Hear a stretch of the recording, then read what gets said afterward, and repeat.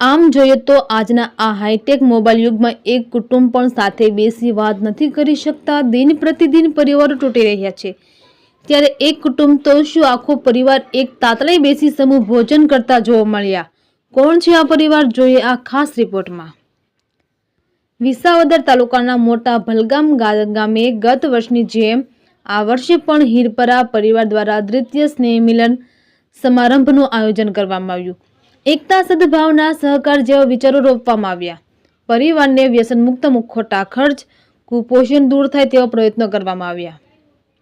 આજના સમયમાં શિક્ષણ, સંસ્કાર જેવા મુદ્દાઓને કુટુંબમાં સમાવવા અંગે વિચારો રજૂ કર્યા। સાથે પરિવારના સૌથી વયવૃદ્ધ એવા રામુબેન લાધાભાઈ હીરપરાનું સન્માન કરવામાં આવ્યું। શૈલેષભાઈ હીરપરાએ કૌટુંબિક ભાવના વિશે વિચારો રજૂ કર્યા। સાથે હિતેનભાઈ હીરપરાએ પરિવારના ટ્રસ્ટ વિશે માહિતગાર કરવામાં આવ્યા। લોક સાહિત્યકાર સંદીપભાઈ અગ્રવાત લોક સાહિત્યની હાસ્યસભર જૂના પુરાતન ઇતિહાસ સાથેની સરભર વાતો કરવામાં આવી। સમાજના અગ્રણીઓ, ગામના સરપંચ અને વિવિધ સંસ્થાના આગેવાનો ઉપસ્થિત રહ્યા।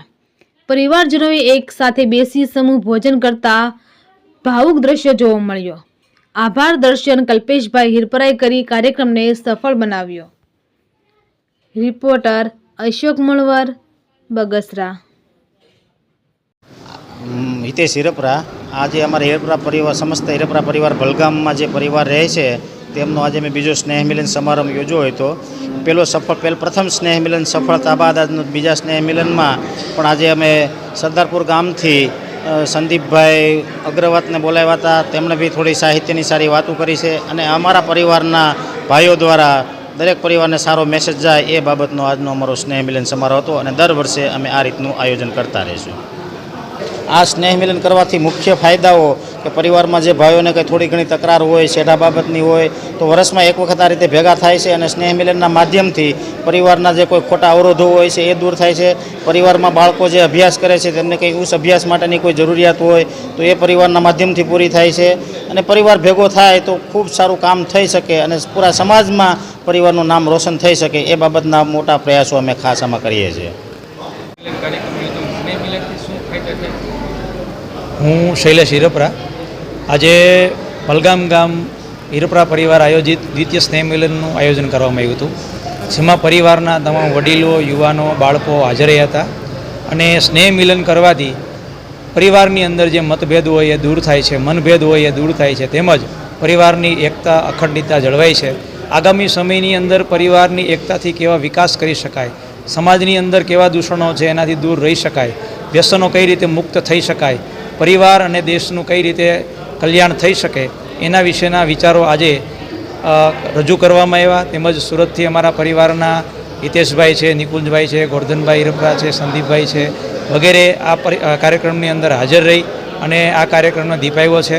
તેમજ તમારા ન્યૂઝ રીડર તમારા માધ્યમથી અમારા પરિવારના જે વિચારો છે એ અન્ય પરિવારો એમાંથી પ્રેરણા લઈ અને એમના પણ વિચારો આ સમાજની અંદર મૂકે અને સમાજની અંદર જે દૂષણો છે એ દૂર થાય, પરિવાર વિકસિત બને, સંસ્કારી બને અને શિક્ષિત બને અને સૌ નિરોગી બને એવા ધ્યેયથી અમારું આ સ્નેહ મિલન છે એનું આયોજન કરવામાં આવ્યું હતું। ફરીવાર આગામી સમયની અંદર પણ અમે દર વર્ષે આવી રીતે સ્નેહ મિલન કરશું અને વિચારોના જે નવીનતા છે એને સમાજમાં કઈ રીતે ટકી રહેવું, સમાજની અંદર કઈ રીતે અમે એ દૂષણો જે કાંઈ બદીઓ છે એ દૂર કરી શકીએ, સમાજની અંદર જે ભટકેલા લોકો હોય અથવા તો રાહ એકાબીજાનો સધિયારો છે એ મળી રહે અને એકાબીજાનો વિકાસ થાય એના વિશેના ફરીવાર ભવિષ્યના અંદર કાર્યક્રમો કરશું અને વિદ્યાર્થીઓને સન્માનિત કરશું। સમાજની અંદર, પરિવારની અંદર જે લોકોએ કંઈ નામ રોશન કર્યું છે એને સન્માનિત કરશું અને અન્ય પરિવારના લોકોને પ્રેરણા કરવા માટેના અમારા વિચારો છે। આ રીતે અમે દર વર્ષે સ્નેહ મિલન કાર્યક્રમ યોજી અને સમાજને એક રાહ સીંધવાનો પ્રયત્ન કરીશું।